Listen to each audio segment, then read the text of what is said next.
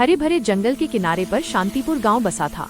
इस गांव में गोपाल नाम के एक बूढ़े किसान रहते थे, जिनकी सबसे बड़ी दौलत उनके मुर्गे थे। हर सुबह गोपाल का दिन उनकी बांग कुकरू से शुरू होता था। उन्होंने केवल उन्हें पाला ही नहीं था, उन्होंने उन्हें विश्वास और स्नेह से सींचा था। वो जानते थे कि ये मुर्गे ही उनके बुढ़ापे का एकमात्र सहारा और आशा है। गांव से थोड़ी दूरी पर एक घनी झाड़ी के पीछे लोमड़ियों का एक कुख्यात दल रहता था। उनका मुखिया, जिसे सब धूर्त कहते थे, अपनी क्रूरता और चालाकी के लिए प्रसिद्ध था। कई दिनों से धूर्त की नजर गोपाल के स्वस्थ और मोटे ताजे मुर्गों पर थी। एक अमावस की रात धूर्त ने अपने समूह को इकट्ठा किया। अंधेरे में भी उसकी आंखें चमक रही थीं। धूर्त गुर्राते हुए, मेरे प्यासे साथियों, अब इंतजार खत्म हुआ। गोपाल की दौलत यानी उसके सारे मुर्गे, हम उन्हें आज रात चुपचाप उठा लेंगे। मैंने सुना है वो बाड़ा बहुत मजबूत नहीं है। यह दावत हमारी है।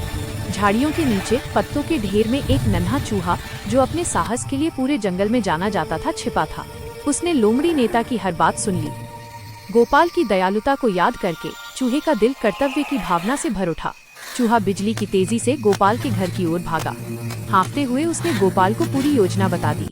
गोपाल ने तुरंत चूहे को अपनी हथेली में उठाया, उसकी वफादारी पर विश्वास किया, अपने माथे पर पड़े पसीने को पोंछा और कहा, तुम्हारी ये जानकारी मेरी जीवन भर की कमाई बचाएगी, मेरे नन्हे मित्र। धन्यवाद। उन्होंने चूहे को खाने के लिए खूब सारा अनाज दिया और तेजी से सुरक्षा की तैयारी शुरू कर दी। गोपाल ने बाड़े के दरवाजे को ऊपर से ढीला किया, लेकिन अंदर से एक मजबूत लकड़ी के शहतीर बीम से उसे और मजबूत कर दिया। उन्होंने अपनी सबसे पैनी दरांती ली, मुर्गों को बाड़े के सबसे दूर कोने में छिपाया और फिर दरवाजे के ठीक पीछे चुपचाप खड़े होकर अंधेरे में ओझल हो गए। आधी रात को धूर्त के नेतृत्व में लोमड़ियों का दल आ पहुंचा। धूर्त फुसफुसाते हुए, ध्यान से, कोई आवाज नहीं, अंदर घुस जाओ। पहली लोमड़ी ने दरवाजा धकेला और अंदर छलांग लगाई।